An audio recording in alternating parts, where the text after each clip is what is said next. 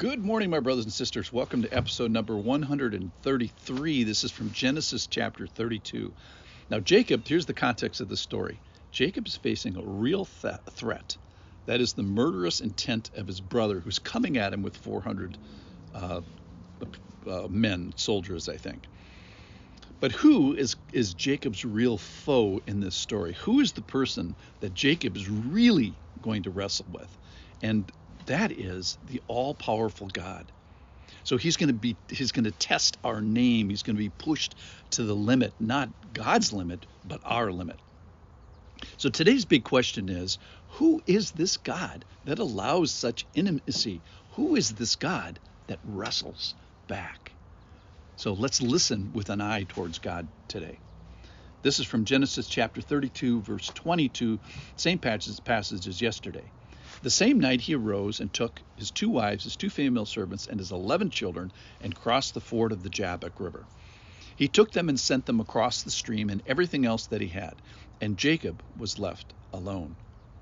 And a man wrestled with him until the breaking of the day.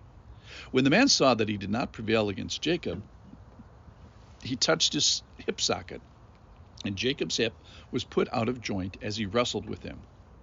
Then he said, "Let me go, for the day is broken." But Jacob said, "I will not let you go unless you bless me."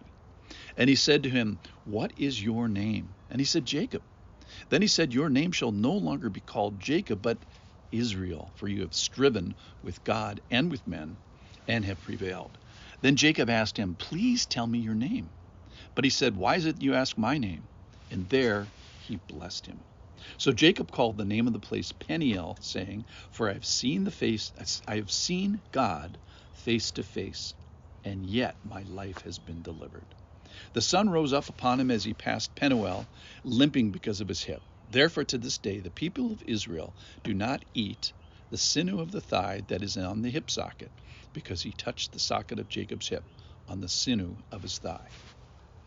All right, so I think some of the points today is it's okay to wrestle. In fact, it's preferred. And I think the story encouraging wrestling. We get the story of Jacob doing the wrestling. Why?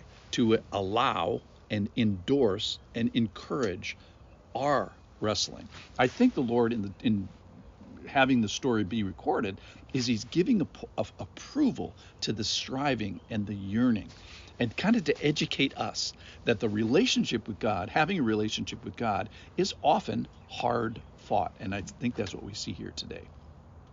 The image I want to use today, I mentioned it yesterday, was a 4-year-old. A father comes home from work, and the 4-year-old ambushes him and jumps on him and wrestles with him.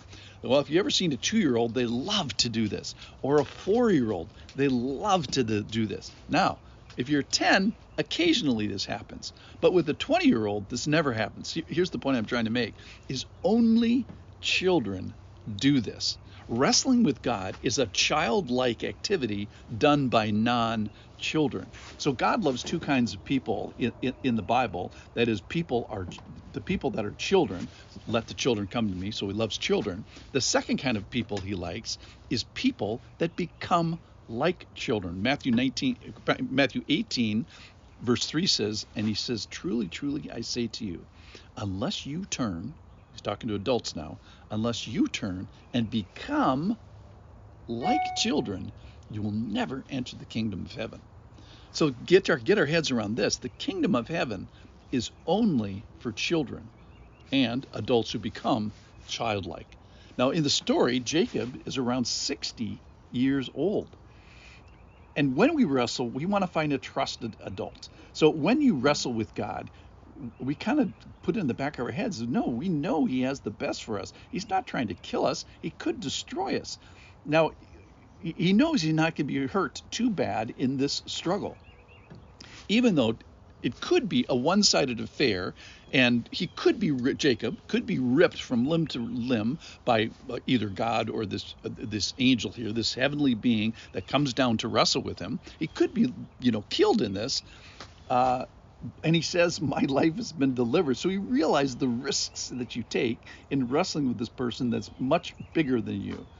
And we get permission, we get an allowance to do this. It's encouraged that God limits himself to allow a good, a fair fight as far as we see it. So as the Father shows the care to allow it, to engage in it and limit our injuries, it encourages us to do so. So who is this God that encourages such intimacy? Who is this God that wrestles back? So a couple of take-homes, I think, is to expect wrestling. This is the spiritual life. The spiritual life is not a picnic. It's not a walk in the park. Expect some confrontation to what is dear to us. Our perceptions of ourselves, our self-pride, our tongue, our zipper, our thoughts, our money, our autonomy. The spiritual walk is the greatest unseating of what is thought to be a mighty power, that is me, towards a real mighty power, which is him. So Jacob kind of loses this wrestling in that he is injured in it, but he's injured in a limited way. He's affected in a way that he can go on. So ironically here, Jacob is going to fight another battle with his brother, and he is more limited now from a physical way. Now he has a limp, but he's more spiritually intact. So I think it's helpful to understand that sometimes being physically impaired but more spiritually intact. So more physically impaired often means being more spiritually intact if you do this right. So many of you who are watching this are suffering and are physically impaired.